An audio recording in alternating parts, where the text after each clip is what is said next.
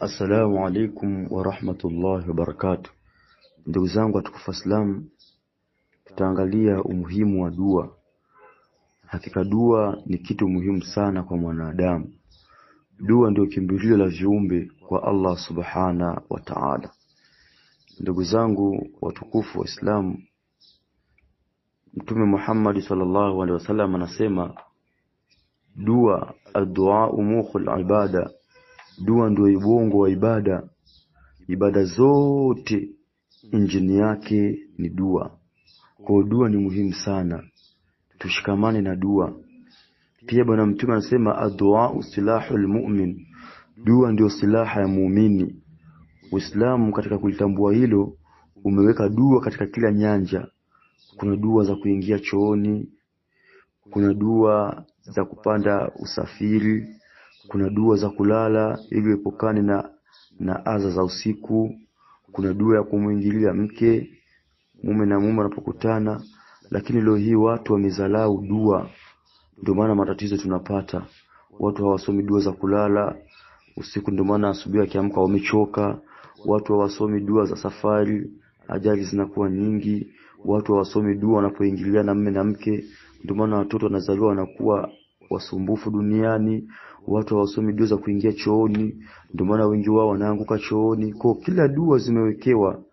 Ndugu zangu na Mwenyezi Mungu anasema id'uni astajib lakum, niombeni na mimi nitakupeni. Mwanadamu unapomuomba leo anaweza kukupa, kesho kukupa, lakini siku nyingine akaa na kukwepa, sasa unamkwaza.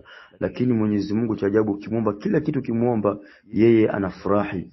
Na Mwenyezi Mungu hampendi mtu ambaye hamuombi. Kwa ndugu zangu Waislamu, tushikamane na dua sana. Tushikamane kumuomba Mwenyezi Mungu. Tumtegemee Allah subhana wa ta'ala. Tusitegemee waganga, tusitegemee mailizi, tusitegemee kupiga chale, tumtegemee Allah subhana wa ta'ala.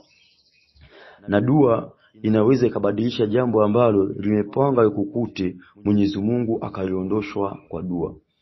Angalia ndugu zangu Waislamu, kisa kimoja. Jaat imra'atu ila Musa alayhi salam.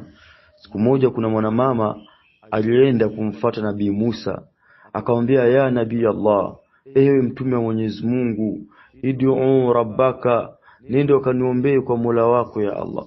Kaniombee kwa Mola wako aniruzuku mtoto. Mimi niko kwenye ndoa yangu kipindi kirefu kweli, lakini sina mtoto, nina huzuni. Mimi sina mtoto, mume wangu ana huzuni na yeye, na nataka mtoto. Kaniombee kwa Mwenyezi Mungu. Nabii Musa alikuwa anazungumza na Allah subhana wa ta'ala. Basi akaenda kuzungumza na Allah subhana wa ta'ala. Mwenyezi Mungu, Allahumma rzuqha waladan, Mwenyezi Mungu mpele mama mtoto. Nabii Musa akajibiwa na Allah subhana wa ta'ala, ya Musa inni katabtuha aqima. Tajisumbua bule, mimi huyu kadari yangu imeshamwandikia huyu mama tasa, hazai. Huyu mama maisha yake yote mpaka atakufa ataingia katika mgongo wa ardhi, hazai, nimekwishamwandikia. Basi Nabii Musa akalipeleka lile jambo kwa yule mama kwamba Allah amenijibu, wewe ni tasa, hautazaa kabisa. Yule mama akasema kweli? Naam.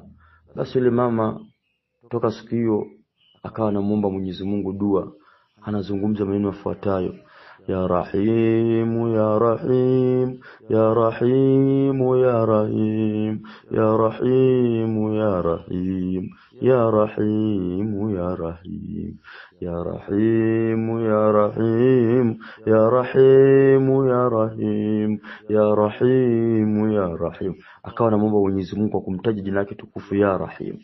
Famarra ayami, masiku yakapita. Masiku yalivyopita, siku moja yule mama akawa ameshika tiflun saghir, akawa ameshika mtoto mdogo. Nabii Musa akamuona yule mama amebeba mtoto mdogo, ikabidi amuite muulize, akamwambia na huyu mtoto?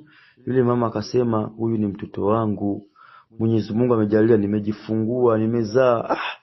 Nabii Musa akashangaa, mbona Allah aliniambia huyo atakuwa ni akiba maisha yake yote? Ikabidi Nabii Musa akaenda kumuuliza Allah subhanahu wa ta'ala. Mwenyezi Mungu akamjibu, kweli Kullama katabtuha aqima, kila nilipokuandikia mama ni aqima, yeye alikuwa ananiomba ya rahim ya rahim ya rahim ya rahim. Fasabaqati rahmati qudrati, huruma yangu, rehema yangu ikaitangulia kudra yangu, nikawa nimempa mtoto. Kwa ndugu zangu, hakuna kitu kikubwa kama dua. Tushikamane na dua, tusidharau dua. Dua ndio silaha ya muumini, ilizi ni kujibebesha mizigo bure.